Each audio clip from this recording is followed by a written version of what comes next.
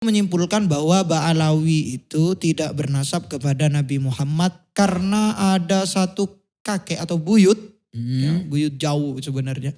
Yang itu sebenarnya dalam fakta ilmu nasab atau fakta sejarah itu tidak ditemukan. Baninya Nabi Muhammad, dia itu tidak pernah ada yang meneliti tentang DNA-nya. Siapa itu kan ada rambutnya Nabi Muhammad tuh. Nah itu rambutnya hoax. Sebenarnya sepenting apa sih memiliki klaim sebagai keturunan Nabi?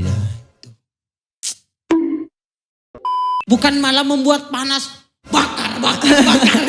Hancurkan.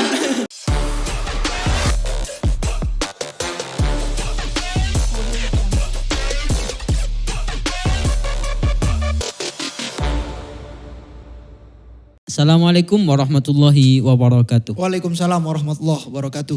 Bersama kami bertemu kembali bersama channel KIO. Kulaan isi otak. Sehat Bung? Sehat alhamdulillah, lama tidak bertektokan. Lama. Sekali bertemu membahas sesuatu yang kalau sebenarnya dibahas akan menimbulkan polemik. Tapi gini, kenapa tidak kita lama tidak rekaman? Karena aku kena nikmat lah. Bisa istirahat aku kan. Istriku yang kena musibah, aku kena nikmat aku. Iya.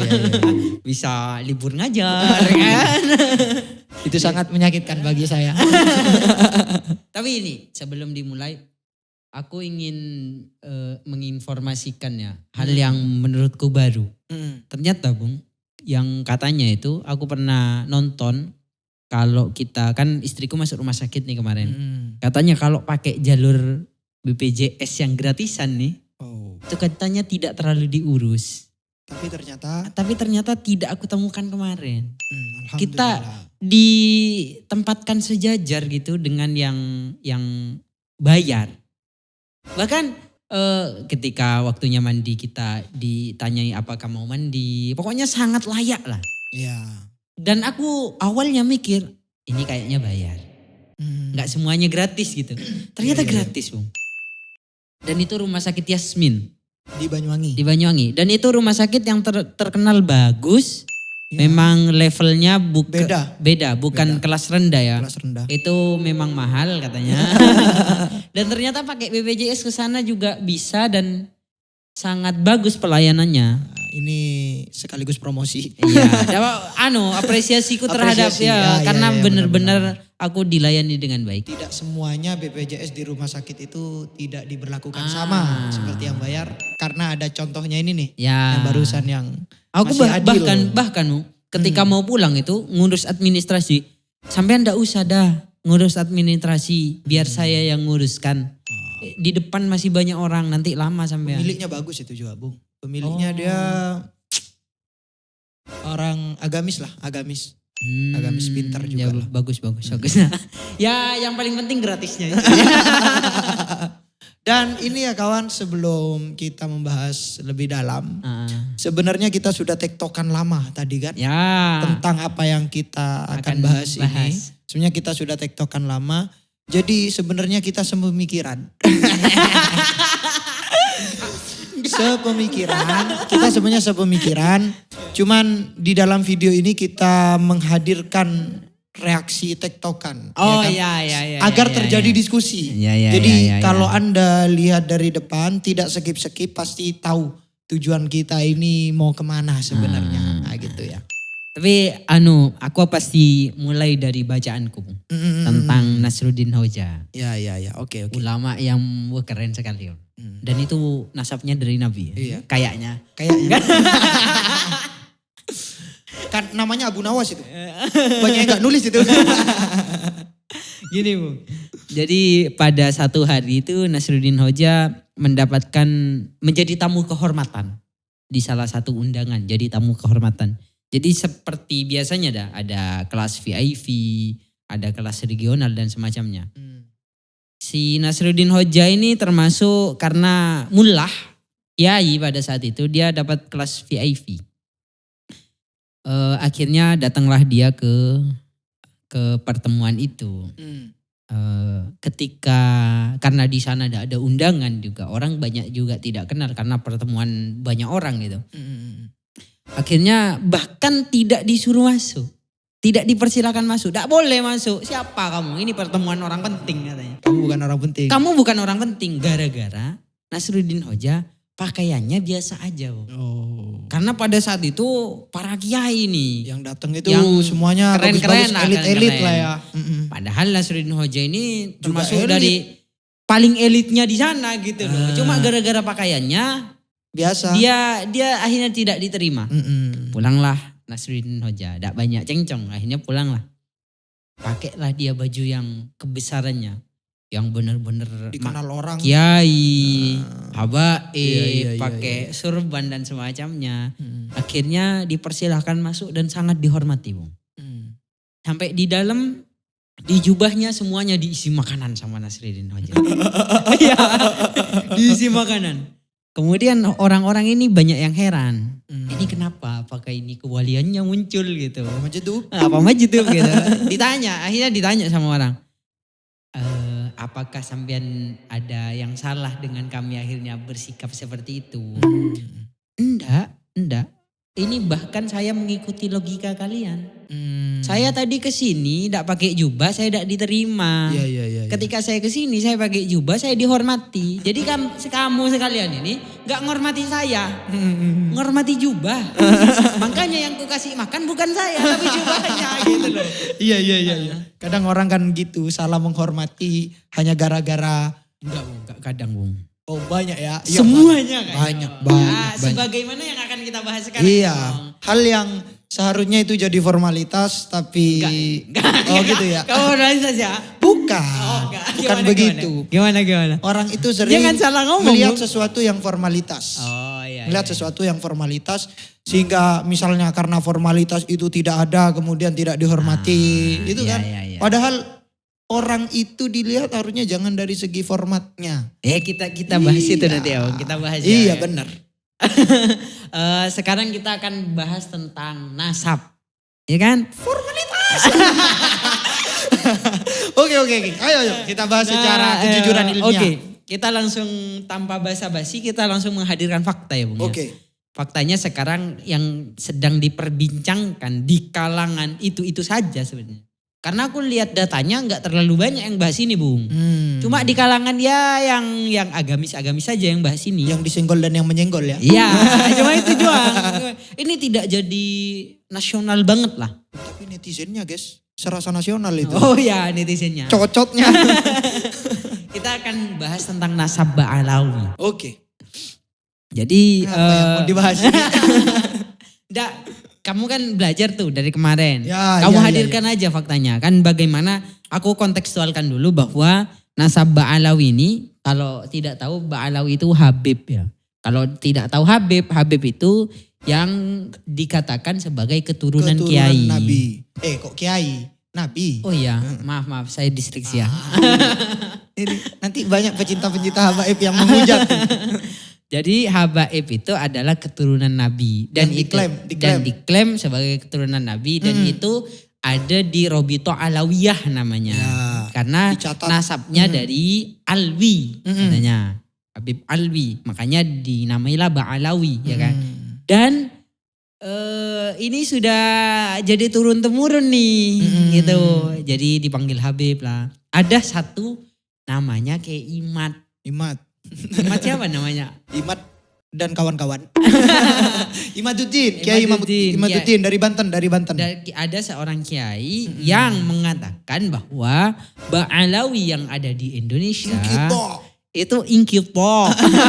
Terputus. atau tidak ada hubungannya dengan Nabi Muhammad. Tidak bernasab kepada Nabi Muhammad. Makanya tidak patutlah itu disebut keturunan Nabi yang diberi gelar habaib. Gitu. Problematikanya biar teman saya ya. Ya gimana? Ini kan sulit. Ya gimana? Karena ini sebenarnya persoalan yang sudah booming di 1 tahun yang lalu kemudian menjadi booming lagi karena pecinta-pecintanya itu masih terus menelusuri fakta yang itu sebenarnya fakta itu bisa dibolak-balikkan dari kedua belah pihak. Ya. Jadi bagi teman-teman yang tidak terlalu mengikuti, saya tidak ingin membahas nasab Ba'alawi ya, karena saya tidak punya kompetensi dalam ilmu nasab. Saya hanya ingin menampilkan fakta-fakta perselisihan di antara orang yang pro dan orang yang kontra.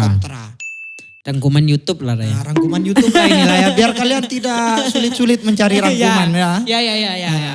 Fungsinya YouTube ini. Iya gitu. Kalau kalian lihat KIO, kalian sudah melihat banyak YouTube. Gitu. Gimana Bung? Karena orang banyak yang salah Bung. Gitu. Iya. Ya gini. Pertama, saya tidak mau bahas kenapa Kiai Imad itu berfatwa demikian ya. Ya. Karena itu banyak sudut pandang. Kita nanti bahas nanti kita bahas. Faktanya adalah Kiai Imad itu meneliti yang itu diklaim sebagai tesis. Ya, diklaim sebagai tesis. Dan tesis itu menyimpulkan bahwa Ba'alawi itu tidak bernasab kepada Nabi Muhammad karena ada satu kakek atau buyut. Ya, buyut jauh sebenarnya. Yang itu sebenarnya dalam fakta ilmu nasab atau fakta sejarah itu tidak ditemukan. Tidak ada nama itu. Katanya si yang Kiai membatalkan Kiai Imad. Imad. Yang membatalkan nasab Ba'alawi. Siapa itu? Nama Abdullah atau yang disebut sebagai Ubaidillah. Jadi pertama ya, Kiai Imad itu mengatakan bahwa Abdullah ini tidak ada. Tidak ada di ilmu nasab manapun yang abadnya sesuai dengan kelahirannya lah, abad-abad kelima, abad-abad keempat. Itu ulama nasab itu tidak ada yang menulis nama Abdullah. Jadi Abdullah ini Bung anaknya dari Ahmad. Ahmad ini anaknya Isa. Isa ini terus sampai ke Nabi Muhammad. Ya, dari Sayyidina Ali. Tapi disclaimer dulu bahwa kenapa kok kita ke Abdullah? Karena di Indonesia ini katanya semuanya dari Abdullah. Ya, semuanya dari Abdullah. Klaimnya Ba'alawi itu dari sana, dari Abdullah. Dan menurut Imad, Abdullah itu tidak ada. Abdullah itu tidak ada. Isa itu tidak pernah punya anak. Tidak pernah punya anak. Abdullah. Bukan Isa, Ahmad. Ahmad itu tidak pernah punya anak. Abdullah. Katanya. Gitu, katanya begitu. Tidak pernah punya anak namanya Abdullah. Abdullah itu dari mana? Apalagi diganti-ganti namanya jadi Ubaidillah. Ya kayak gitu. Jadi Imad itu berargumen seperti itu. Abdullahnya ndak ada, terus nama yang kamu buat yakni Ubaidillah yang katanya itu sigot tasgir. Nah, sigot yang nggak tahu sigot tasgir itu dia adalah semacam perubahan nama dari nama asalnya. Dan itu memang dilegalkan oleh bahasa Arab ya. Nah itu katanya Kiai Imad, Abdullahnya saja itu udah ada. Apalagi Ubaidillah. Istilah Ubaidillah itu bahkan ada di masa abad kekinian, masa abad ke-10, abad ke-9 bahkan. Abad ke-9, abad ke-10. Itu udah ada sehingga nasabnya para habaib Ba'alawi ini terputus. Ditolaklah sama yang pro. Katanya siapa? Yang maksudnya pro Ba'alawi ya. Ba'alawi katanya Ba'alawi lah. Ba'alawi. Bukan cuman Ba'alawi sih. Kiai-kiai yang non Ba'alawi juga ada yang mendukung ke sana. Yang pro. Yang pro mengatakan katanya siapa? Tidak disebutkan itu bukan berarti tidak ada. Namanya nasab. Benar. Namanya nasab. Ulama-ulama itu ada kalanya belum dapat kabar di masa itu. Kemudian disempurnakan di abad selanjutnya. Dan itu disodorkan fakta oleh ulama-ulama yang pro, disodorkan fakta bahwa ada kok di abad ke-7 bahkan yang menyebutkan nama Abdullah. Nama Abdullah. Tapi tidak diterima tetap oleh si Imad. Kenapa? Karena tidak sezaman. Padahal dia menerima enggak bahwa nasab itu mungkin akan disempurnakan di generasi selanjutnya. Itu menerima. Karena dihadirkan fakta-fakta yang lain juga. Sama kayak gitu logikanya. Gitu. Kok bisa tidak menerima yang ini? Karena ya saya nggak tahu juga ya kenapa kok tidak menerima. Karena Imad itu namanya penelitian ya. Penelitian itu hanya fokus satu objek. Ya. Gitu loh, satu objek. Tidak fokus kepada yang lain. Ya gimana sih, bodo amat gitu. Bodo amat gitu. Itu variabel yang lain gitu. Yang saya teliti ini. Dan ini memang tidak ada. Dan itu hanya ada di mana namanya? Di abad-abad kekinian, bukan abad-abad yang lalu, tidak ada kitab sezaman yang mengatakan bahwa Abdullah atau Ubaidillah, apalagi Ubaidillah itu istilah baru, adalah anak dari Ahmad. Bahkan Kiai Imad itu menghadirkan fakta sejarah atau kitab yang mengatakan bahwa anaknya si Ahmad ini 3 cuman. Muhammad, terus Ali sama Hasan. Abdullah ini tidak ada. Bahkan di sana katanya diklaim ini ya, diklaim oleh Imad. Di sana itu pakai jumlah ismiyah. Jumlah ismiyah itu pakai amma sama fa. Ini menunjukkan tertentu nih. Bahasanya amma agibuhu, sementara ada pun anaknya Ahmad itu fasalah 3 tok. Jadi diklaim jumlah ismiyah ini hasr. Ya, kayak gitu. Jadi tidak ada lagi. Nah, dalam ilmu nahu. Dalam ilmu nahu memang amma itu taukid, tapi tidak semuanya amma itu berfungsi taukid, guys. Karena di yang pro juga mengatakan, enggak, itu bukan taukid. Buktinya ada loh, amma-amma yang tidak taukid. Nah, kayak gitulah, banyak lah ya. Nah, jadi begitu. Tidak ada titik temu mereka berdua. Jadi dari jalur nasab ya. Metode nasab. Kemudian ini sebenarnya belum selesai. Si pihak yang pro kepada Ba'alawi juga sebenarnya mengkritik tentang metode nasab yang digunakan oleh Kiai Imad. Karena Kiai Imad itu metodenya ada metode yang dia pakai tapi dia buat metode sendiri. Tidak sesuai dengan metode-metode nasab yang sudah masyhur. Keren berarti. Ya tidak tahu lah, dalam satu sudut pandang bisa dibilang keren, dalam satu sudut pandang juga bisa dikatakan buat-buat. Kayak gitu kan.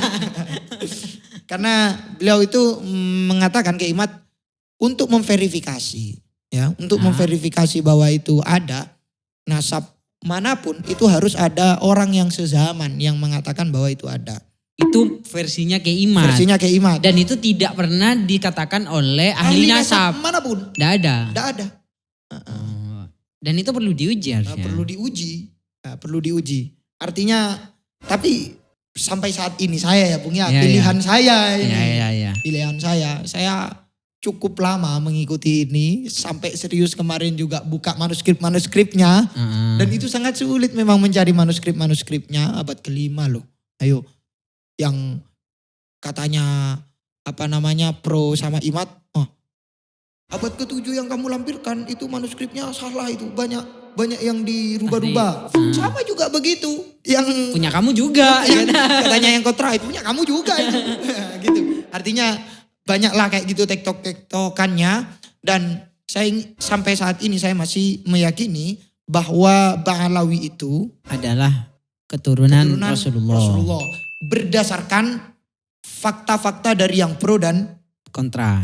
Karena bagiku cacatnya berpikirnya Imad DKK, dia menutup fakta sejarah.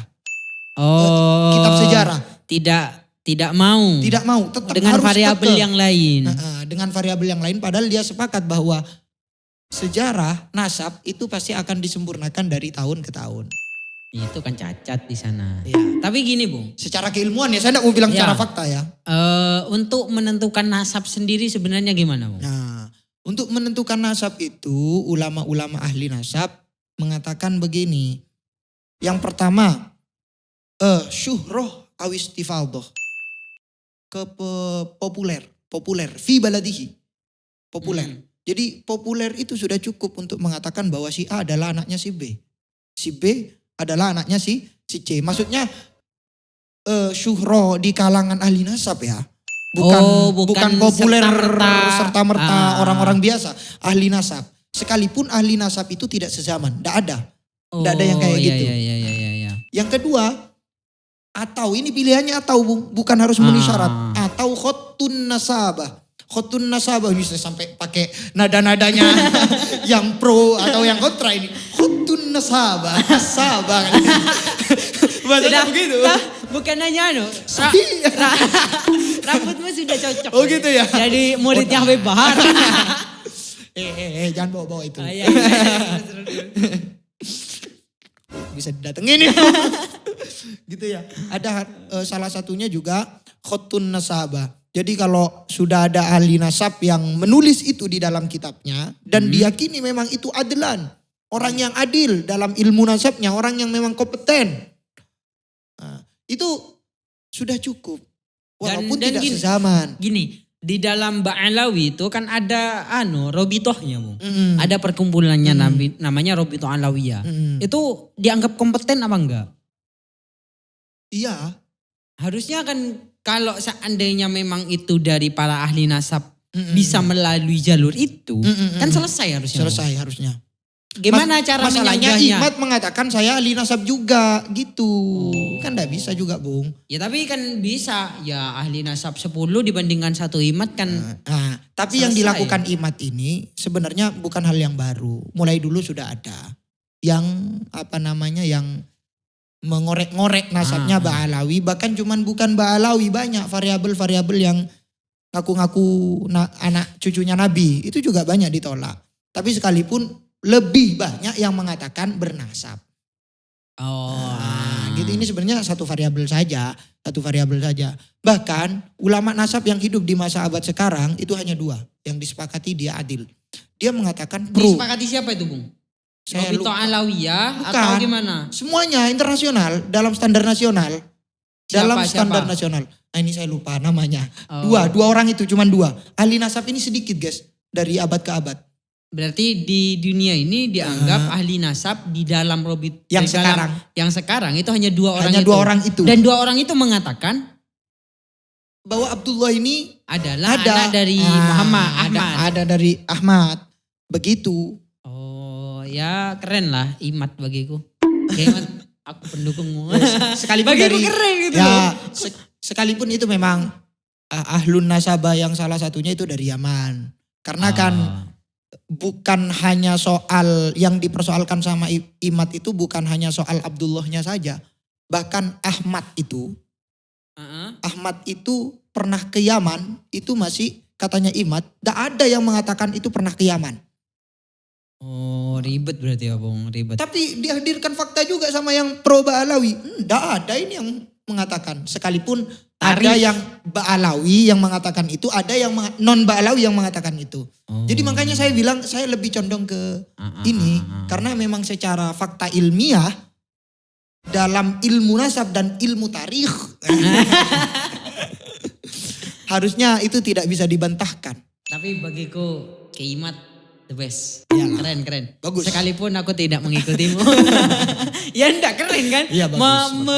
Menabrak sesuatu hal yang itu keren. Umum, bagus. Dan itu argumentatif kan. Argumentatif sekalipun diskusinya belum selesai ya. Makanya Said Akil itu kan bilangnya kalau kamu mau bantah Imat, bantah secara ilmiah.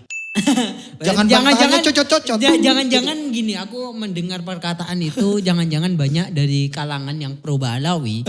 Itu bukan. Iya. Kalau Bung, kalau tentang DNA sendiri, Bung. Itu kan pernah digemborkan untuk tes DNA gitu. Apakah DNA itu dapat mengetahui nasab gitu. Karena bapakku kan banyak sekarang, Bu. Pembuktian secara DNA itu banyak kan. Misalnya bapaknya enggak diketahuan siapa. Kayak film terbaru itu, Bung. Ipar adalah maut. Iya, jangan-jangan anaknya si istrinya itu anaknya iparnya. Anaknya adiknya. Enggak mungkin tapi kan 2 cewek soalnya. Gimana? Dia tentang DNA itu, tentang DNA. Kita mau bahas dari sudut pandang ilmu nasab yang pertama, bahwa DNA disepakati oleh ulama ahlun nasab itu tidak bisa menjadi tolak ukur bahwa orang bernasab kepada si A. Sekalipun memang ini sebenarnya kan jawaban yang harus dijawab oleh dokter. Bukan ya kita kan. Kamu lihat kan. Lihat kan. Saya hanya memaparkan apa yang saya lihat ya. Di YouTube. Ya di YouTube. Apal nama dokternya? Enggak, itu kan masalahnya. Ya nanti saya kasih linknya lah. Saya kasih linknya untuk mempelajari DNA ini. Saya enggak congok-cowan ini, saya enggak bohongan. Ada yang namanya Sugeng. Sugeng ini pro Imat. Oh ya. Enggak tahu ini dokter apa gimana, saya enggak paham juga. Dia menggunakan artikel ini, Bung. Artikel yang sudah beredar bahwa para habaib Al-Attos di Yaman, salah satunya Latos ini ya variabelnya, itu tidak bernasab kepada Nabi Muhammad. Dan ini banyak memang artikel itu, bukan banyak ya. Ada orang-orang yang memang meneliti itu dan itu biasa. Nah, sementara menurut ada di YouTube yang linknya akan saya berikan ini ya. Yang akan saya berikan ini. Di bawah ini. Di bawah inilah. Atau nanti di atas di samping itu. Samping itu nanti ada. Saya kasih. Itu mengatakan bahwa tidak bisa DNA itu dijadikan tolak ukur nasabnya seseorang yang sudah 500 tahun, yang sudah 1000 tahun. Yang sudah 100 tahun. Berarti ada limitnya ya. Jadi yang bagi nggak tahu ya tentang DNA ini. DNA itu ada macamnya, Rek. Ada macamnya.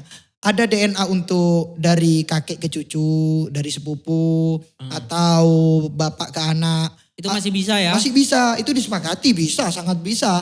Karena faktor-faktor makanan, faktor-faktor apapun lah yang masuk ke dalam tubuh, itu banyak tidak berefek lah kepada gen-gen itu. Nah, kalau sudah 1000 tahun, 500 tahun, bahkan Bani Hashim sendiri nih, baninya Nabi Muhammad, dia itu tidak pernah ada yang meneliti tentang DNA-nya, DNA Y-nya ya, DNA Y-nya. Tidak ada yang pernah meneliti. Karena tidak memungkinkan. Karena tidak memungkinkan. Siapa mau bongkar anunya Nabi Muhammad? Siapa itu kan ada rambutnya Nabi Muhammad tuh. Nah, itu rambutnya hoax.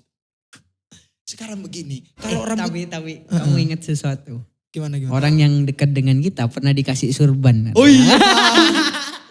Dan jadi itu ceritanya Maya, pernah dikasih surban sama habaib. sama Ini habaib. katanya dari asli nih. Asli Dari Rasulullah. Asli masih ada debu dari Karbala Iya, katanya. apalah. Dikasih lah. Ya, produk Yahudi itu. Akhirnya setelah beberapa lama minta uang. Minta uang kan Maya ya. Ya lama-lama minta Ini uang. yang merusak Ba'alawi yang kayak gini. Yang begini yang merusak. Artinya begini, saya tetap proporsional, saya akan tetap profesional dalam persoalan nasab ini. Nasab ya persoalan nasab, ilmu persoalan ilmu, hoaks persoalan hoaks. Yang termasuk hoaks bagiku adalah kuburan. Kuburannya inilah, kuburannya itulah, ada di sinilah. Kayak Ahmad bin Isa. Ahmad bin Isa. Ahmad Al-Muhajir itu sebutannya. Sekalipun diklaim katanya itu bukan Ahmad Al-Muhajir, itu Ahmad An-Nakib. Nah, itu dari yang keimat. Iya. Nah, itu kuburannya ada di sini. Oh, itu tidak ditemukan. Itu tidak ditemukan. Yang pasti itu cuma punya Nabi Muhammad. Iya, yang pasti punya Nabi Muhammad. Ya bahkan Nabi Muhammad pun ada loh yang sekalipun ini dianggap syirik ya sebenarnya. Ada yang mengatakan dan itu penelitian. Penelitian itu bro. Penelitian Nabi Muhammad itu tidak dimakamkan di sini. Di mana katanya? Nah itu tapi ditolak ya. Itu ditolak. Bukan karena masyhur. kesukaran juga masyhur secara ilmiah juga kan. Iya. Dibantah secara ilmiah juga. Nah begitu artinya yang kayak gitu mulai dulu ada. Gak cuma dari sekarang. Berarti gini kan Bang. Sebenarnya kalau memang ini sudah dari dulu ada. Kemudian selalu dimunculkan. Berarti ada sesuatu di balik itu Bang. Ya ada sesuatu di balik itu. Jadi berkaitan dengan itu sebenarnya sepenting apa sih? Memiliki klaim sebagai keturunan Nabi. Gimana? Kita diskusi. Janganlah ke Nabi. Karena gini. Ingat ya ini bukan akhlak. Ini bukan soal akhlak. Ini soal ilmu. Pengetahuan. Iya. Aku ingat tentang yang mengajari filsafat dulu. Kalau kamu mau bahas tentang pemikiran. Jangan atribut akhlakmu. Jangan dibawa. Iya benar. Itu akan menghalangi kamu. Karena takut cangkolang lah. Bahkan kita sebelum bahas itu ya. Akhlak itu di bawah ilmu guys. Ya sepakat. Iya. Akhlak di atas ilmu itu siapa yang mengatakan? Misalnya ulama-ulama mengatakan. Itu dalam rangka ta'adduban. Iya. Adab itu bukan dalam rangka sebagai argumentasi bahwa akhlak lebih mulia daripada ilmu. Ingat menyempurnakan akhlak itu hanya untuk menyempurnakan tugasnya. Jadi gini guys. Dijawab aja. Iya. Sepenting apa sih untuk aku keturunan Nabi? Gimana? Apakah ada memang syariat nih? Memang kalau keturunan Nabi itu akan semulia ini. Gitu. Sebelum ke sana dulu ya. Sebelum ke sana kita mau bahas nasab. Apakah nasab itu penting bagi seorang untuk mengklaim dirinya layak dimuliakan atau tidak? Iya. Karena secara faktual aku sebagai anaknya seorang petani dengan kamu sebagai anaknya orang kiai, yang kita berdua saling sejajar, tapi di mata orang berbeda. Aku hina, Bos. Iya. Kamu yang nginjak anak orang, aku yang hanya nyentuh sedikit aja, aku dianggap pelecehan seksual. Iya. Gimana? Itu kita bahas secara ilmiah ya. Sepenting apa sebenarnya nasab? Bakar. Sudah terbakar ini. Jadi ini ya, flashback. Aku pernah punya kasus ya. Dengan santri gitu. Dan kasus itu ya kita anggap kasus. Sebuah kesalahan yang aku lakukan. Dan kamu melakukannya lebih besar, Mas. Maksudnya mukul ya? Ya. Mukul lah. Kita katakan saja iya, mukul. Kita mukul. Aku mengakui sebuah kesalahan. Dan saya juga mukul kalau kalau sudah keterlaluan. Dan aku 1 kali melakukan itu. Iya. Dan kamu berapa kali, Mas? Oh, banyak kali. Dan yang dicaci hanya aku. Yang dicaci ini hanya dia ya. Kok saya tidak gitu. Aku akhirnya ya udahlah, kalau kamu tidak mau saya urus ya udah, enggak apa-apa. Tapi apa alasannya katanya? Kenapa kalau saya misalnya kalau yang mukul? Ya karena kamu anaknya kiai. Nah, itu jawabannya. Ya, ini kita bahas nasab ya. Kita bahas nasab. Apakah nasab itu penting bagi seorang untuk mengklaim dirinya layak untuk dimuliakan? Kita sudah maklum bersama dalam orang-orang yang mempelajari ilmu fikih, ilmu usul fikih, ilmu agama bahwa salah satu maqasidus syariah dalam Islam itu adalah hifdun nasab. Oh ya. Iya kan? Ya. Hifdun nasab, menjaga keturunan. Ya. Tapi tolong, ini jangan disalahpahami nih. Hifdun nasab gimana, bukan maksudnya? lantas untuk memuliakan. Nah, hifdun nasab Muhammad Ibnu Thahir ya, Muhammad Thahir Ibnu Asyur. Muhammad Thahir Ibnu Asyur dalam kitabnya Maqasidus Syariatil Islamiyah, beliau menyebutkan warna bahwa ungu itu. Warna ungu, yang cetakan warna ungu ya. Beliau Beliau mengatakan bahwa hifdun nasab itu cikal bakalnya adalah karena bangsa Arab semenjak sebelum Nabi Muhammad datang atau disebut masa jahiliyah itu sering to'nun nasab. Seling mencomot-comot nasab. Itu yang pertama ya. Saya ngaku anaknya inilah. Saya ngaku anaknya ini. Sering begitu. Banyak kepentingan ya. Banyak kepentingan. Dan orang itu menganggap bahwa selain pernikahan itu juga jalur nasabnya juga nyambung gitu. Kayak misalnya menghalalkan zina, menghalalkan hal-hal yang gitu. Sehingga muncullah hifdun nasab. Nah, dari sana. Jadi bukan untuk memulia-muliakan nih. Bedakan konteksnya ya. Bedakan konteksnya. Bung, aku seperti kita tektokan tadi. Iya, santai. Kamu jangan sok pro ke aku. Iya, santai. Kontra aja. Nah, jadi ini dibuat-buat sebenarnya. Kamu kontra aja. Ayat Al-Quran misalnya begini. Biar gini. Orang biar ada yang sudut pandangnya kayak aku gitu. Iya. Karena banyak orang sudut pandangnya kayak kamu. Iya, jangan kayak saya. Jangan kayak saya. Kamu harus netral melihat video ini. Ya, jadi misalnya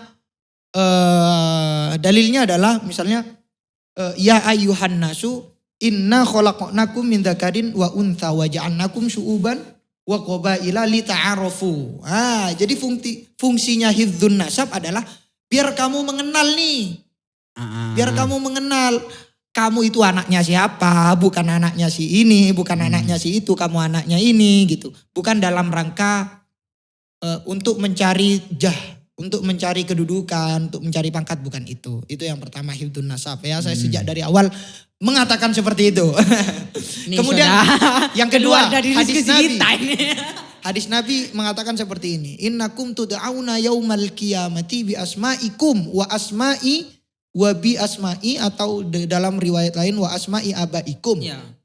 Bahwa kamu nanti di hari kiamat akan dipanggil sesuai namamu dan sesuai nama ayah-ayahmu, fa ahsinu asma'akum. Maka baguskanlah namamu. Nah, itu juga menjadi dalil dari pentingnya nasab ya. Pentingnya nasab. Ya. Biar kamu itu tidak dicomot, kamu anaknya orang gila misalnya, tiba-tiba ada orang yang bilang gitu. Ya kan? Nah, itu hifdun nasab. Ya. Kemudian kita spesifik lagi.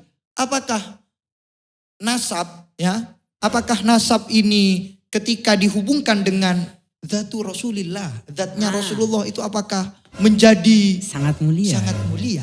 Nah, gitu. Sehingga kita harus menghormati para habaib. Ya. Karena gini Bung, ada di rumah-rumah, aku kalau boleh sombong, orang yang ke rumahku, yang berdakwah ke rumahku, itu tidak lebih pintar dari aku. Banyak, bukan cuma di Iya, rumahmu. iya. Dan itu kalangan yang dianggap Keturunan bernasab, Nabi. gitu lah, bernasab. Ketika bukan cuma habaib. bukan cuma habaib, Kiai lah ya. kiai. Ketika aku tidak setuju karena itu secara fakta ilmiah memang salah. Aku bilang, itu salah. Tidak Apa yang terima, Bung. difatwakan, Iya, nggak tidak terima. terima. Sekalipun toh aku bilang, nih ada kitabnya. Tidak diterima. Bung. Tetap tidak diterima. Karena tetap itu memandang nasab itu. Siapa kamu? Kamu siapa? Iya, daripada ini anaknya Kamu kiai. anak kecil kamu. Ini anaknya kiai nih. Ya, untungnya saya dikasih privilege anaknya kiai biar ingin membungkam orang-orang yang seperti itu. Kira-kira gitu. Pentingnya nah. Oke, kembali ke yang tadi ya. Tapi apakah benar-benar kayak gini, Bang? Apakah keturunannya Nabi itu memang ada syariat sendiri? Ya. Kita Terkhusus kepada keturunan Nabi. Karena kalau keturunan yang lain, misalnya keturunan kiai. ngikut. Aku tidak meyakini seperti itu. Gimana? Mereka menghormati gara-gara keilmuan. Gini. Nggak semuanya begitu. Gini. Anaknya kiai itu dipandang sebagai orang alim, Bung. Nah, itu salah. Iya itu, gini loh. Jadi kalau sudah anaknya kiai, itu bebas dari kesalahan. Pasti diajarin nih sama abahnya. Apalagi anaknya cucunya Nabi Muhammad. Nah, kayak gitu, Bung. Banyak yang kayak gitu. Jadi penghormatannya tetap jadi jalur keilmuan sebenarnya awalnya. Kan menghormati kiai, awalnya dihormati kiai. Oh, sudut pandang orang awam ya? Iya, sudut pandang orang awam. Awalnya dia menghormati keilmuan. Karena kiai diberi label sebagai kiai dulu. Karena keilmuannya dulu ya. Kalau sekarang ada Gus Nur kan. Ada Mama Guprot. Inakoli Makoli. Ya tadi itu Bung pertanyaanku. Apakah memang ada sebenarnya secara spesifik Nabi Muhammad menyariatkan tentang hormati keturunan. Gimana itu Bung? Sebenarnya saya ingin minta sudut pandang kamu. Ya, saya ingin apa yang saya sampaikan ini saya hanya ingin menampilkan fakta ilmiah dari para ulama, kebanyakan ulama ya. Kebanyakan ulama dan sudut pandang saya. Ya kan? Nanti kamu kaji lah. Tak bisa terbantahkan. Ya, oke. Ya kan? Tak bisa terbantahkan. Framingnya udah bagus. Bahwa fakta di kalangan ulama mengatakan bahwa mahabbatu ahlil bait. Ya, cinta kepada ahlul bait. Cinta kepada ahlul bait itu memang ditegaskan oleh Nabi Muhammad. Bahkan dalam satu kesempatan Nabi Muhammad mengatakan begini, saya ini meninggalkan dua kepadamu, jaga ya. Kalau kamu jaga dua ini maka kamu akan selamat. Kalau kamu tidak jaga dua ini ya Allah akan murka kepadamu. Kamu tidak akan selamat lah. Kamu tidak akan selamat. Yang pertama Al-Quran dan yang kedua wa itsroti. Keturunannya. Keturunanku. Bahkan kalau kamu membuat marah keturunanku maka kamu membuat marah aku. Sehingga dari dalil inilah sebenarnya bukan cuman ini dalilnya. Ada juga dalil Al-Quran yang mengatakan bahwa innama yuridullahu liyutahhirakum. Gimana? Saya takut salah baca Al-Qurannya ya guys. Innama yuridullahu liyudhiba ankumur rijsa ya ahlal baiti wa yutahhirakum tathira. Pakai innama ini. Hanya saja ini kalau saya bahasakan ya. Hanya saja Allah berkeinginan untuk menghilangkan darimu ahlul bait, keluarga Nabi, ingin menghilangkan ar-rijsu, kotoran. Dan Allah ingin mensucikan kepada kalian tathiron, benar-benar suci. Hanya ini saja kalau ya. kita lihat secara secara lafaz ya. Secara lafaz. Kita tidak lihat sababun nuzulnya. Ya. Sehingga dari dalil-dalil ini ulama mengatakan bahwa mahabbatu ahlil baitin nabi itu lebih mahabbah daripada menghormati Badak dihukumi, manusia Bang. yang lain. Hukumi, Bang. Santai dulu, Oh, iya, ya kan? Saya masih belum mengatakan sudut pandang saya. Ya, oke. Soalnya hukumnya belum ada nih. Iya, Bahwa iya. ayatnya seperti itu, ya. Bahkan Oke. Abuya Sayyid Muhammad Alawi Al-Maliki Al-Hasani yang diyakini itu Ya. keturunan Nabi oleh imat, ya, oleh imat, oleh imat, ya. diyakini. Yakin. Ya, itu mengatakan di sana gimana ada pembahasan di dalam kitab Manhajus Salaf. Manhajus Salaf kitab beliau mengatakan bahwa ketika Ahlul Bait itu berbuat buruk kan? kepadamu, maka apa yang kamu lakukan? Jawaban dari Abu Ya Sayyid, ya tetap tidak apa-apa kamu lakukan keadilan bagi mereka. Tapi ingat, asyaraf khairun minal adli. Nah, itu beliau mengatakan begitu. Jadi lebih syaraf, kemuliaan dia karena keturunan Nabi Muhammad itu lebih baik daripada keadilan. Dalilnya adalah itu Allah pernah bilang wa anta'fu wa antasfahu, artinya sampai memaafkan berkali-kali. Iya, oke, kamu perlakukan ahlul baitku sama seperti orang lain tidak apa-apa. Kalau salah hukumi salah, hukum saja. Tapi kalau kamu memaafkan itu lebih baik daripada kamu. Berarti tidak kan? Kira-kira sudut pandang ulama begitu. Tidak serta-merta harus dimaafkan nih. Iya, enggak. Tetap harus ya, adil itu tetap ada ruang adil. Ya, bukan menutup muka, menutup mata bahwa dia kalau salah tetap dijadikan baik. Enggak. Itu hak personal kamu menghormati, kamu tidak menghormati ya tidak menghormati. Ini sudut pandang saya sekarang. Gimana? Itu sudah diskusi tadi. Ya kamu sudut pandangnya ikut aku berarti? Ya enggak. Oh enggak. Gimana? Melihat dari hadis Nabi yang mengatakan bahwa kalau kamu bahasanya itu pakai yubghidu. Oke. Kalau kamu membuat yubghidu ahlal bait maka yubghiduni. Ya. Maka kamu membuat marah aku. Bahwa kita tahu dalam usul fiqh, dalam usul hadis dikatakan bahwa ketika ada hadis yang pakai lafaz abghodo, ya abghodo itu menandakan haram. Semuanya, Bang. Iya. Canda. Ya, sekalipun dalam hadis lain misalnya ya. Ada ya, kan enggak enak nih kalau saya tampilkan di sini sekarang. Ya, sekalipun dalam konteks lain abghodul halali indallahi at-thalaq. Itu kan tolak tetap. Ya. Tetap boleh, cerai itu tetap boleh walaupun pakai bahasa abghodu. Tapi kan halal, ada kata-kata halalnya kan enggak bisa. Secara umum bahwa ketika hadis itu pakai lafaz abghodo atau bugdun menunjukkan bahwa itu murka, itu an-nahyu nanti arahnya. An-nahyu itu larangan. Kalau sudah larangan al-aslu fin nahyi al-haram at-tahrim. Berarti itu memuliakan ahlul bait kewajiban ya. Wajib itu. Yang kita kalau seandainya tidak menghormati konsekuensinya dosa gitu. Bahkan Abu Ya Said mengatakan begini. Coba kamu mengatakan gini, kalau kamu misalnya ada orang biasa, ya kan, kamu hormati dia sebagai manusia, bagaimana dengan yang di dalam manusia itu ada darahnya Nabi? Iya gitu kan, sehingga ayolah buka pikiranmu, kok kamu ingin membenci? Karena ada begini Bung, karena ada orang-orang harus paham konteksnya juga ya, karena ada orang-orang yang membenci keluarga Nabi, dan hanya fanatik kepada Nabi dan sahabat Nabi. Sahabat Nabi salah satunya itu loh. Oh iya, Ali. Sayyidina Ali. Bahkan ada juga pendukungnya Abu Bakar, hanya ada yang mendukung Umar gitu. Nah gitu. Aku sepakat bahwa kita harus menghormati. Panas Bu. Iya benar, hidupkan dulu. Ada enggak? Di paling atas. Pembahasan yang cukup ini.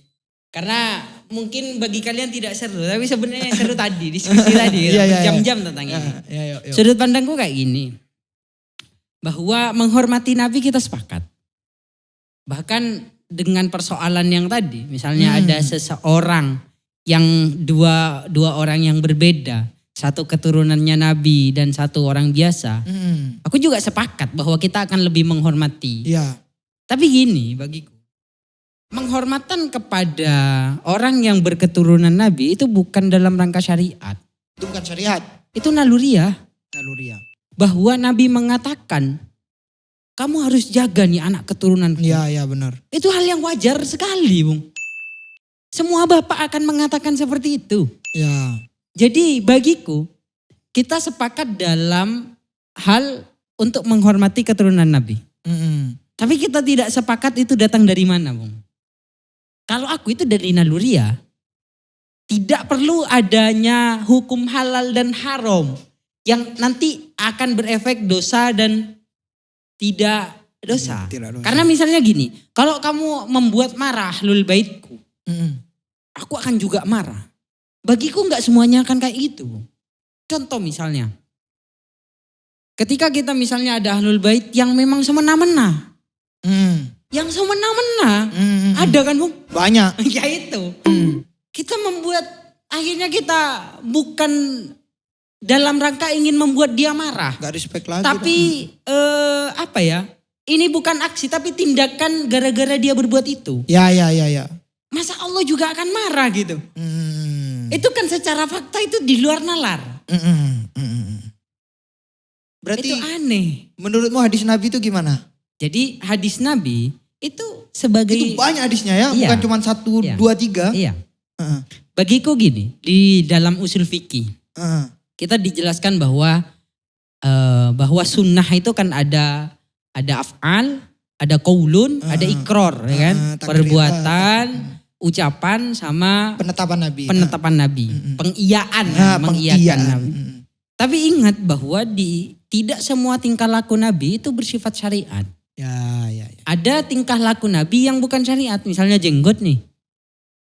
Kalau Nabi berjenggot, kita tidak berjenggot gitu misalnya. Tidak sama kayak Nabi, enggak. Itu naluriah sebagai manusia biasa saja. Jadi motivasi Nabi untuk menjaga anak keturunannya itu sama sebagai seorang bapak.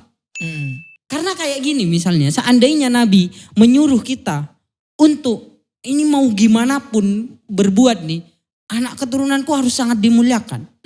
Egois sekali. Dan Nabi aku yakin tidak akan mengajarkan keegoisan. Iya. Nabi itu benar-benar orang yang pasti bisa kita contoh. Pasti kita bisa contoh.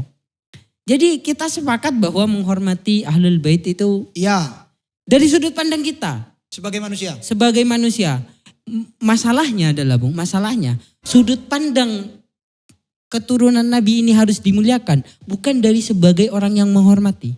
Tapi sebagai kadang dari orang yang dihormati. Kalangan habaib. Kami akan memuliakan kalian tanpa kalian minta. Ada yang semena-mena. Saya habaib. Harus dimuliakan. Saya pasti masuk surga. Saya kiai. Iya itu. Kayak gitu. Jadi penempatan dalil itu harusnya tadi. Motivasi untuk menghormati itu untuk kalangan non habaib, jangan dipakai untuk habaib. Ya, kayak gitu loh maksudku. Karena ada orang-orang yang menafikan ahlul bait Nabi. Ya. Kita hormat kepada orang itu tuntunan syariat. Ya. Aku yakin itu. Ya. Tapi bahwa ini kemuliaan Nabi itu naluriah. Itu naluriah. Ya, saya juga sepakat sih ke sana sebenarnya. Arahnya saya ke sana. Enggak, kamu radikal. Enggak, nanti. Enggak, aku pokoknya dari dulu aku paling pecinta habaib. Bukan gara-gara dia habaib. Bukan karena diperintah Nabi. Iya. Iya. Aku mengenal yang pertama kali habaib yang aku cinta. Al-Mukarram, guruku. Yang membuat aku sangat cinta kepada agama. Sehingga bisa S2 selesai agama ya. Habib Hashim. Kemudian yang kedua adalah mbahnya teman kita. Habib Hussein. Itu mbahnya benar. Habib Ali. Iya. Satu lagi Habib Mahdi Hasan. 3 habaib ini yang membuat aku cinta ilmu. Dan aku sejak awal bukan gara-gara dia habaib. Untuk menghormati dia. Untuk menghormati dia. Gara-gara keilmuannya yang keren. Gara-gara retorika bahasanya yang meneduhkan hati. Bukan malah membuat panas, bakar. Hancurkan. Gak ada. Habib yang aku kenal, Habib yang benar-benar keren sekali. Sebelum itu, Gimana? kalau seandainya kamu tidak mengenal habaib, Ya. saya nanya sama kamu ya. Ini katanya naluri ya. Iya. Kalau kamu tidak mengenal habaib, Ya. Anggap Kamu- kita kamu hanya tahu itu habaib. Dia tidak pernah memberikan motivasi apapun kepadamu. Maka apa yang kamu lakukan? akan tetap menghormati dia Karena karena ada titisan Nabi. tetap itu ya. Iya. Terus pertanyaan selanjutnya adalah, kalau misalnya ada orang biasa nih, lebih tua darimu lah. Ya. Atau bukan ayahmu, saudara dari ayahmu misalnya. Ya. Atau janganlah keluarga, kalau keluarga kan jelas ya. Ya. Bukan keluarga lah, lebih Orang lain lah. Orang lain Yang lah. penting orang lain. Itu kamu hormati tidak? Hormati. Karena Itu diperintahkan kita hormat kepada orang itu. jangan karena diperintahkan, nanti dalilnya juga karena diperintahkan. Enggak nanti. manusiawi, Bu. Karena manusiawi. Iya. Manusia bukan maksudnya diperintahkan itu adalah naluriah. Naluriah sekali gitu Iya. loh. Artinya Nabi mengungkapkan hadis itu kan sebagai naluriah, sebagai bapak, sebagai kakek. Iya. Bahwa nanti kita akan menghormati para habaib gara-gara Nabi. Itu dua hal yang berbeda. Ya, dan itu pasti. Iya. Ketika misalnya disandingkan, ada habaib yang alim, Ya. yang tadi misalnya ada 3 orang lah, Iya. misalnya. Kemudian di sampingnya ada orang yang alim juga misalnya. Maka kecondongan seseorang itu biasanya Iya. condong kepada menghormati habaib Habaib. yang disuguhkan teh misalnya. Lebih dahulu adalah habaib. Karena Ajar itu. sekalipun sekarang diragukan ya, bukan diragukan, diperdebatkan Diperdebatkan. soal nasabnya, tapi tetap Tetap karena kita akan hormat. Karena ada titisan Nabi gitu Iya, lah ya. kita akan Itu menghormati naluriah. itu. Kecondongan itu bukan Kecondongan. karena diperintah Diperintahkan, oleh Nabi, ya. bukan karena dalil, tapi karena memang naluriah, sebagaimana kita misalnya menghormati anaknya kiai. Dan Ya ini sebenarnya sudah perdebatan ulama dulu. Kita ingat misalnya Imam Abu Hanifah yang terkenal dengan Ahlul Ra'yi, dengan Ahlul Kalam. Ya, Imam Malik dan Imam Syafi'i. Misalnya logika sederhananya, bagaimana kita mengetahui mencuri itu baik atau tidak baik? Menurut Abu Hanifah, tidak usah ke Al-Quran. Itu naluriah, mencuri memang tidak baik. Dan beda halnya kan, kalau menurut kalangan kalam, ya harus tetap Al-Quran yang menjustis itu. Jadi kalau aku mendukungnya dari sana, sudut pandangku dari sana, aku akan tetap menghormati habaib. Dan itu tidak akan menjadikan aku kefanatikan yang berlebihan. Artinya seandainya fatwanya seorang habib, Atau fatwanya seorang kiai. Sekarang soalnya habaib sama kiai ini lagi dikotomi, Bung. Dikotomi oleh netizen. Ya. Fatwanya siapapun lah. Ketika salah, aku tempatkan sebagai fatwa yang salah. Iya. Terserah kamu anaknya siapa, anaknya kiai. Tidak ngurus. Salah satu bukti di saat orang semua hormat sama kamu, Bung. Aku satu-satunya orang yang berani ngeritik kamu. Iya. Iya, Pak. Iya, aku pasti pokoknya kebenaran aku tempatkan sebagai kebenaran. Iya, haruslah kita begitu. Dan kita sepakat bahwa ilmu di atas segalanya. Ya. Sebelum itu, saya juga ingin mencarikan pembenaran untukmu ya. Ya gimana? Ya untuk saya juga sebenarnya. Dalilnya. Gini, ayat tadi itu ada terusannya. Nah. Lita'arofu inna mana ada. Ya ayuhan nasu inna khalaqnakum min dzakari wa untha wa ja'alnakum syu'uban wa qabaila lita'arofu inna akramakum indallahi atqakum innallaha alimun khabirun. Iya. Ya. Bahwa ayat ini kan maknanya adalah kamu di mata Allah sama aja. Ya. Kamu di mata Allah sama aja. Yang paling mulia di mata Allah adalah yang paling bertakwa. Ya, karena Allah adalah zat yang maha mengetahui dan sangat mengetahui. Nah ayat ini guys, fun fact-nya ya. Ayat ini turun untuk mencemooh mereka yang mempunyai sifat-sifat jahiliyah, membangga-banggakan nasab. Itu sifat jahiliyah ya. Karena ketika Fathu Mekah, jadi ayat ini turun ketika Fathu Mekah, di mana ketika Fathu Mekah Nabi menang nih. Para sahabat-sahabat Nabi ini bangga. Seandainya anak saya, seandainya ayah saya hidup akan menyaksikan dan akan Islam, akan begini pokoknya lah membangga-banggakan. Kemudian ada satu sahabat Abu Sufyan mengatakan begini, saya tidak mau ngomong apa-apa, saya tidak mau seperti orang-orang lagi berbangga-bangga. Saya takut Allah ngabarkan sesuatu hari ini. Gitu. Ternyata kabar ini sampailah kepada Rasulullah di hari itu. Kemudian turunlah Jibril yang membawa ayat ini. Sampaikan sama sahabat-sahabat yang bangga-bangga itu, yang karena menang, yang karena nasabnya, yang membanggakan ayah atau anaknya, sampaikan bahwa yang paling mulia di sisi Allah bukan kamu yang menang. Bukan kamu yang bernasab ini, bukan kamu yang ini. Adalah orang yang bertakwa. Begitu. Dan juga gini Bung sebenarnya. Kalangan habaib itu harusnya orang-orang yang tinggi takwanya. Harusnya gitu. Gini misalnya. Kenapa kamu harus bisa baca kitab? Karena saya anaknya kiai. Iya. Malu kamu kalau malu. Sama. Kalangan habaib. Kalau tingkat ketakwaannya tidak sama dengan Nabi Muhammad, malu harusnya. Ya sulit kalau mau takwanya kayak Nabi Muhammad. Paling tidak harusnya lebih di atas rata-rata orang. Harusnya yang di kalangan habaib, kalangan kiai, para lora ini, harusnya saya malu. Kalau saya tidak lebih alim daripada orang biasa. Saya punya keturunan Nabi. Kok saya bisa aliman orang yang biasa? Benar. Harusnya itu yang dipakai. Ya, harusnya itu yang dipakai. Makanya kenapa kok mulia? Kenapa kok mulia? Harusnya dengan kemuliaan itu orang-orang yang punya privilege ini malu kalau tidak lebih keilmuannya daripada orang lain. Iya. Karena begini juga, misalnya di dalam kitab Ta'lim Muta'alim Imam Az-Zarnuji mengatakan bahwa ayat ini juga tentang bahas inna akramakum indallahi atqakum. Berarti tujuan orang hidup ini adalah ketakwaan. Agar dimuliakan oleh Allah. Kalau sudah dimuliakan oleh Allah pasti mulia di sisi manusia.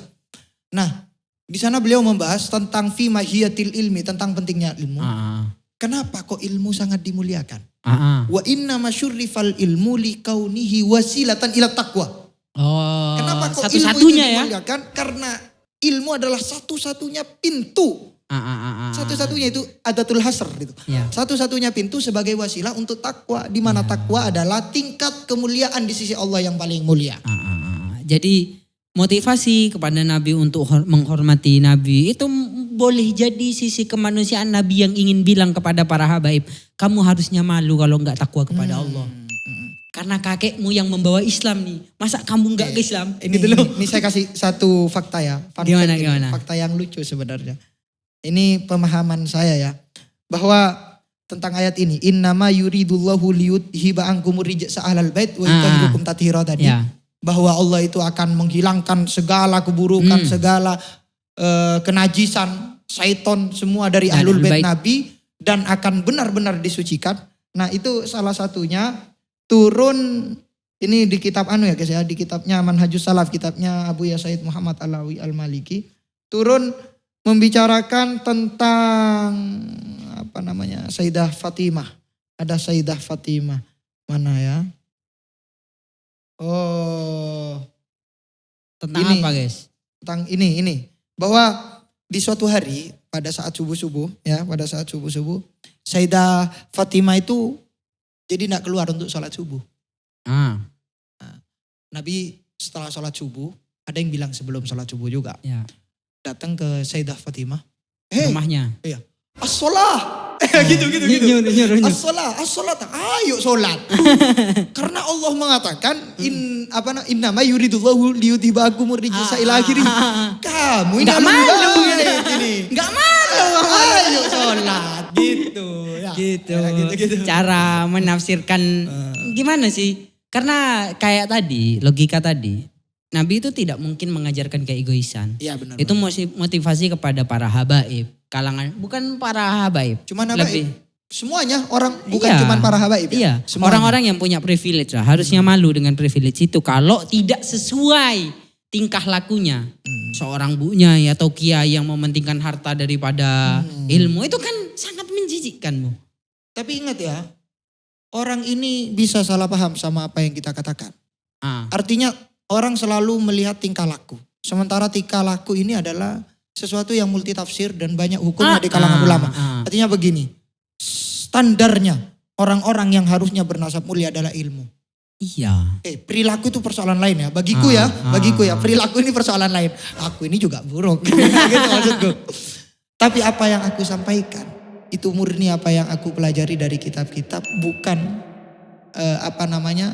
bukan karena aku anaknya kiai, bukan karena ya terlepas dari keburukanku lah. Tapi gini. Pernah gak kamu melakukan sesuatu tidak berdasarkan kamu ilmu? Gara-gara aku anaknya kiai. Di saat kamu marah misalnya. Ya pasti.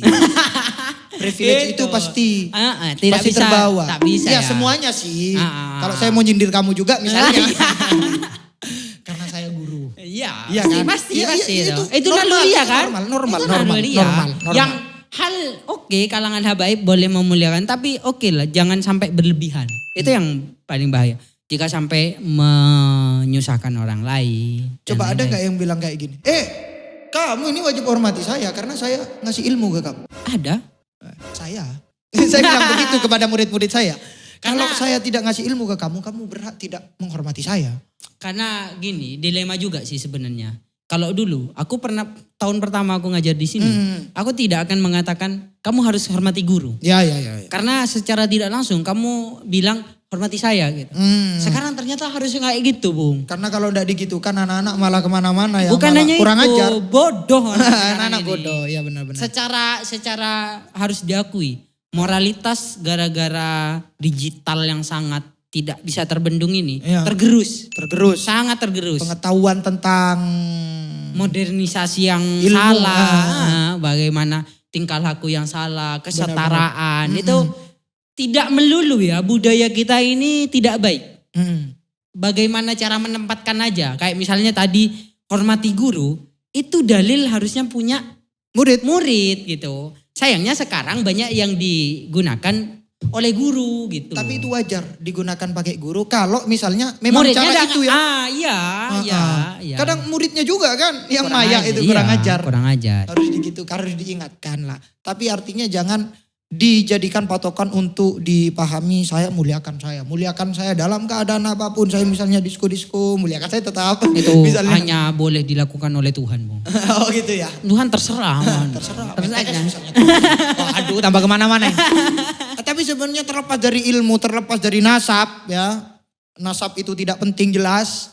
Ilmu itu sangat penting. Terlepas dari itu, kita sebagai manusia disatukan dengan yang disebut oleh ulama-ulama kita adalah al-ukhuwah al-insaniyah. Al-ukhuwah al-islamiyah. Ya. Ini kita mau mayoritas ini, bilang mayoritas. Persaudaraan sesama umat muslim itu sangat jauh di bawah, kalah dengan al-ukhuwah al-insaniyah. Ya. Artinya harusnya satu orang dengan orang lain sudah harus memiliki sifat saling menghormati. Iya, sejak lahir. Karena dia manusia, bukan karena dia anaknya siapa, bukan karena dia berilmu, apalagi berilmu. Karena gini, aku pernah di diskusi sama temanku yang menurutku itu sederhana tapi iya ya gitu. Karena gini, misalnya kalau kamu marah-marah, misalnya dengan para pezina, kamu marah-marah dengan para orang yang buruk. Ingatlah bahwa yang menciptakan itu Allah. Gimana kamu marah? Kamu secara syariat memang kamu harus tidak melakukan seperti itu. Tapi kamu membenci orangnya itu tidak pernah disyariatkan. Tidak pernah. Yeah. Bahkan guru kita misalnya kan pernah booming itu, Bung. Ketika lokalisasi dibubarkan. Oh ya. Lokalisasi itu sudah ada sejak zaman dulu. Dan tidak pernah ada sejarah Nabi membubarkan itu. Tidak berarti legalitas ya. Ya. Tidak berarti legalitas. Tapi dalam alasan apapun, kalau senyampang itu masih manusia, hormati sebagai manusia. Bahwa kita harus mengingkari itu perbuatan yang salah, iya. Itu hal yang beda. Iya, tidak sampai mencela-cela lah. Itu masih ciptaan Allah dan semuanya ini katanya kita yakini semuanya Allah yang buat. Iya. Gimana kita akan menolak itu? Ya artinya kesimpulan kita ini sudah berapa jam, Bung? Kayaknya baru 30 menit. Wah, baru 30 menit. Ya. Artinya orang itu tidak bisa dimuliakan dengan dalil nasab. Ya. Karena hadis Nabi yang mengatakan bahwa harus mencintai itu diarahkan sebagai Nabi mengungkapkan itu dalam rangka sebagai kakek, bapak dan semisalnya. Karena seharusnya kalau misalnya itu dikhususkan kepada keluarga Nabi, tidak adil Nabi karena itu egois. Ya. Sementara kita tahu kesetaraan, Nabi, keadilan itu di atas Nabi dari segala-galanya. tidak mungkin mengajarkan keegoisan. Apalagi dari ayat yang tadi tuh. Kayak tadi ya, tafsirmu tadi tuh, Siti Aisyah, bojong, Bing. Sayyidah Fatimah. Sholat. Sholat. Dimarahin. Tapi di kalangan memang ini ekstrim sih, Bung. Enggak ekstrim, ini seharusnya, Bu. Iya, enggak maksudnya orang-orang harusnya mendengar sudut pandang ini. Paling tidak mungkin banyak yang tidak setuju, tapi bahwa ada pengetahuan yang seperti ini, pikirkanlah. Boleh jadi kalian lebih struck dengan pengetahuan kayak gini gitu loh. Dan ini tidak hanya berlaku pada habaib, semuanya. Orang-orang yang terlahir punya privilege. Privilege nasab maksudnya ya, privilege kamu nasab. lah. Saya.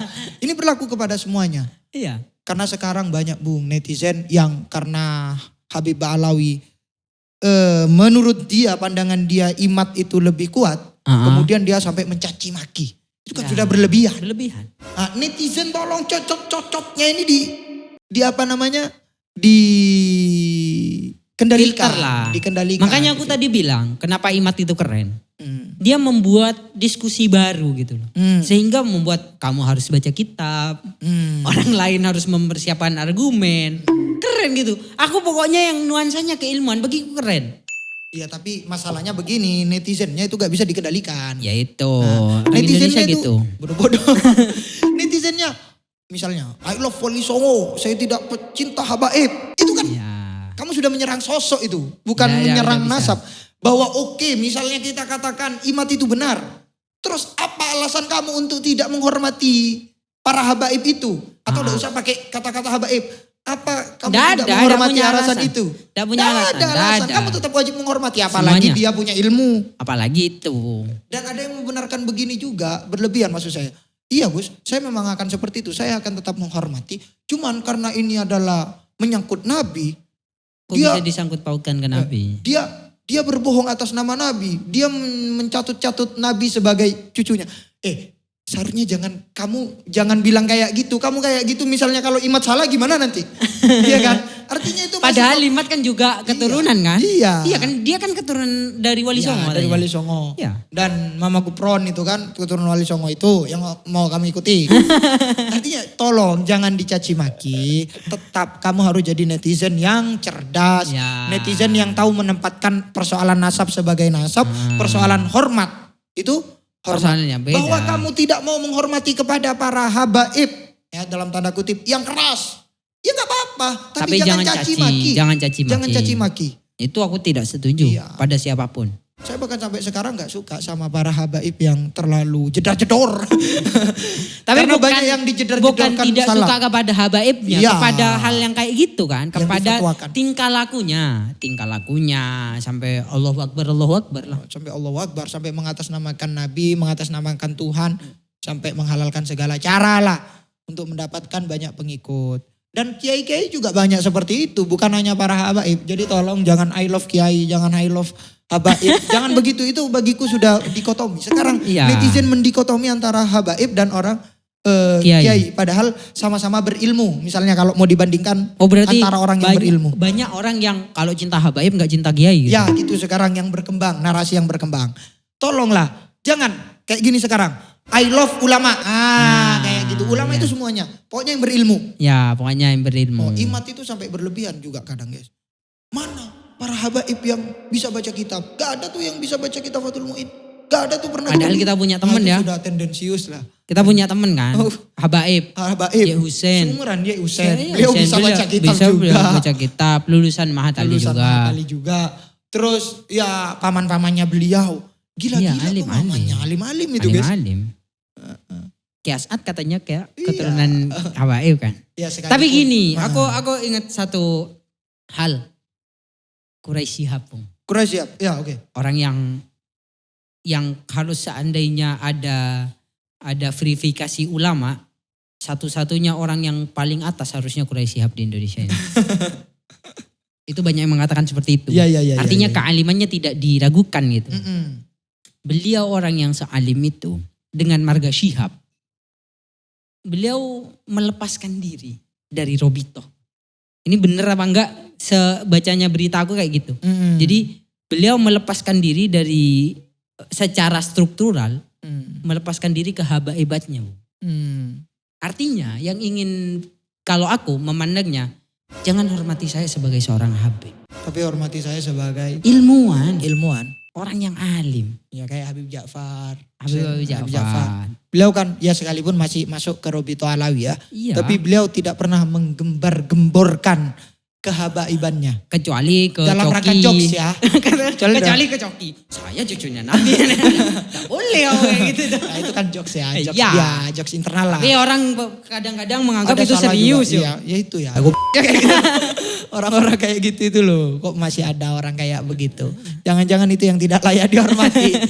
Tidak ada, Bung. Tetap harus dihormati. Tetap harus dihormati sebagai ya sebagai Allah. manusia, Bung. Sebagai manusia. Atau sebagai keledai. Ya. Katanya Keledai sih. Nasruddin Hoja. Nasruddin Hoja. Aku pernah baca, Bu. Nasruddin Hoja itu bilang gini. Tapi di episode selanjutnya episode ada. selanjutnya sebenarnya. Nanti tabunganku habis, Bung. Besok kita bahas Mama Gupron ya. Boleh kita bahas. Kita Mama nggak usah Gufron. kasih spill apapun di sini ya. Ya. Wis. Kita bahas Mama Gufron. Mungkin cukup ya, Bung ya? Cukup, sangat luas dan tolong netizen diharapkan cerdas, jangan sampai mendikotomi para ulama yang itu atau habaib atau non habaib. Terserah, saya nggak mau mementingkan itu. Sudut pandang kami tentang siapa yang berilmu, Dialah yang patut untuk lebih dihormati. Siapa yang manusia, dia dihormati. Kalau kambing kamu hormati sama aja kamu menghormati. Kurang lebihnya mohon maaf. Akhirul kalam. Assalamualaikum warahmatullahi wabarakatuh. KIO siap disomasi.